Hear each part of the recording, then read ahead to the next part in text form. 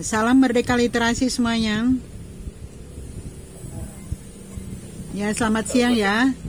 Iya, selamat siang. Sekali lagi, kali ini teman kita Romei akan mempresentasikan juga materi tentang kutipan dan catatan kaki dari modul 7. Disilakan Romei.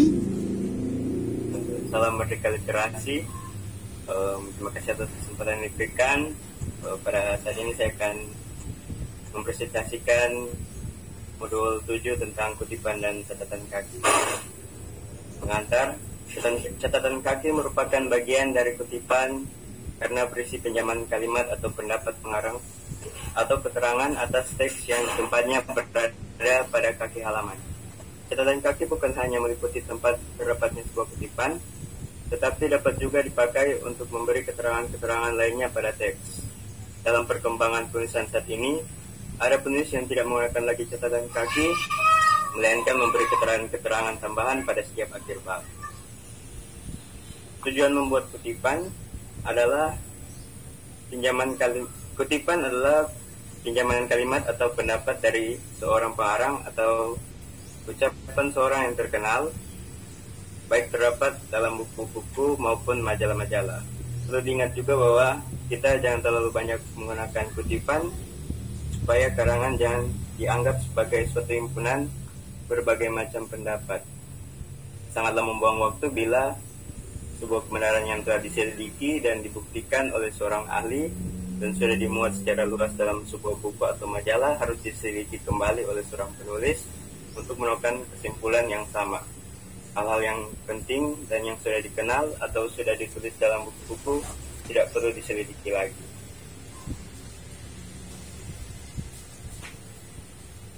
Ada dua jenis kutipan, yaitu kutipan langsung yang merupakan pinjaman pendapat dengan mengambil secara lengkap kata demi kata, kalimat demi kalimat dari sebuah teks asli. Yang kedua adalah kutipan tidak langsung yang merupakan pinjaman pendapat seorang pengarang atau tokoh terkenal berupa intisari atau iktisar dari pendapat tersebut atau dapat pula berupa parafrase. Juga ada prinsip-prinsip mengutip, yaitu jangan mengadakan perubahan. Yang kedua, bila dalam kutipan terdapat kesalahan, penulis diperkenankan mengadakan perbaikan atau catatan terhadap kesalahan tersebut. Kalau penulis tidak setuju dengan bagian itu, maka biasanya diberikan catatan singkat C. Bisa dilihat contohnya. Dan yang ketiga adalah dapat menghilangkan bagian kutipan tertentu selama tidak mengubah makna kutipan. Penghilangan itu biasanya dinyatakan dengan mempergunakan 3 titik berspasi.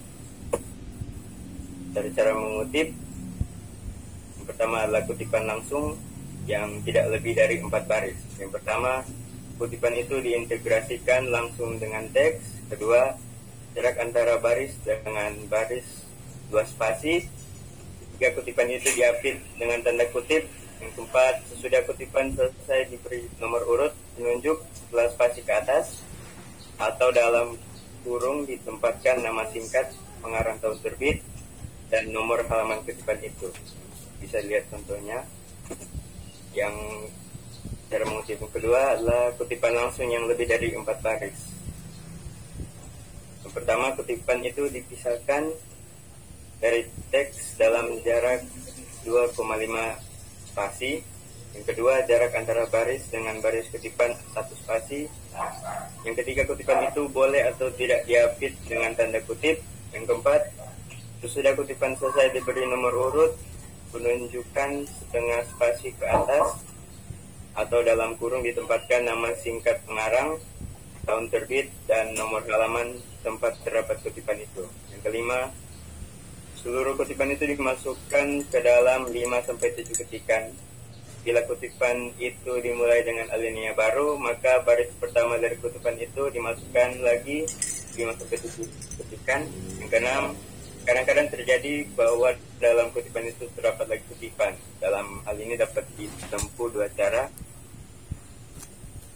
Bisa dilihat di contoh. Yang contoh kutipan langsung yang lebih dari 4 baris yang mempergunakan tanda kutip pada poin 3 bisa dilihat di sini. Lanjut pada contoh yang lain yang tidak mempergunakan tanda kutip. Terjemahan karya ilmiah dalam bahasa Indonesia banyak yang tidak memuaskan karena para penerjemah tidak terlatih dalam ilmu penerjemah, suatu aspek linguistik terapan yang telah menjadi disiplin ilmiah tersendiri. Misalnya salah satu terjemahan buku ilmu pengetahuan populer diperkatai dengan, yaitu adalah contoh dari kutipan yang tidak menggunakan tanda kutip yang diwarnai warna hitam. Lanjut dengan mempergunakan 2 jenis tanda kutip pada poin 6 yang bisa dilihat memiliki 2 tanda kutip yang dibedakan dengan yang pertama memiliki 2 kutipan dan yang kutipan kedua hanya memiliki 1 tanda kutip. Cara mengutip yang selanjutnya adalah kutipan tak langsung. Yang pertama, kutipan itu diintegrasikan dengan teks. Yang kedua, jarak antar baris 2 spasi. Yang ketiga, kutipan tidak diapit dengan tanda.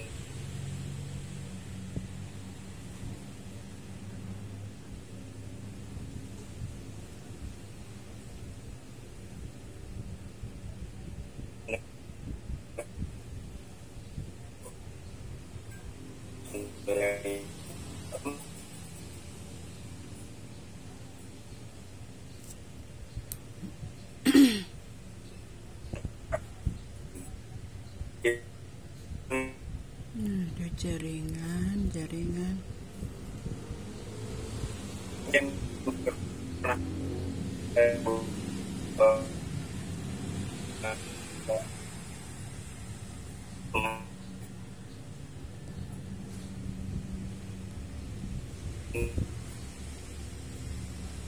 Hendaknya dibuat dengan penuh tanggung jawab. Dalam hubungan dengan persoalan tanggung jawab ini harus diingat bahwa kutipan itu dapat dibuat sekurang-kurangnya untuk 2 tujuan yang berlainan. Pertama, kutipan dibuat untuk mengadakan sorotan, analisis atau kritik, dan kedua, kutipan dibuat untuk memperkuat sebuah uraian. Kita lanjut ke catatan kaki. Catatan kaki adalah keterangan-keterangan atas teks karangan yang ditempatkan pada kaki halaman karangan yang bersangkutan. Hubungan antara catatan kaki dan teks yang dijelaskan itu biasanya dinyatakan dengan nomor-nomor penunjuk yang sama, baik yang terdapat dalam teks maupun yang terdapat dalam catatan kaki itu sendiri. Bila pada halaman yang sama terdapat 2 catatan atau lebih, maka dipergunakan suatu tanda asterik atau salib untuk catatan yang pertama dan 2 tanda misalnya untuk catatan yang kedua. Cara membuat catatan kaki, kita bisa melihat contoh kutipan yang ditempatkan pada catatan kaki.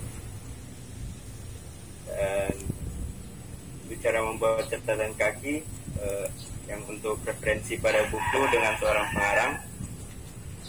Jadi kita bisa melihat contohnya. Ada catatan untuk itu, yaitu nama pengarang ditulis lengkap, tidak dibalik karena referensi yang pertama kali. Yang kedua, antara nama pengarang dan judul buku dipergunakan tanda koma. Antara judul buku dan data publikasi tidak ada titik atau koma. Yang ketiga, tempat dan tahun terbit ditempatkan dalam tanda kurung. Penerbit tidak perlu diikut sertakan.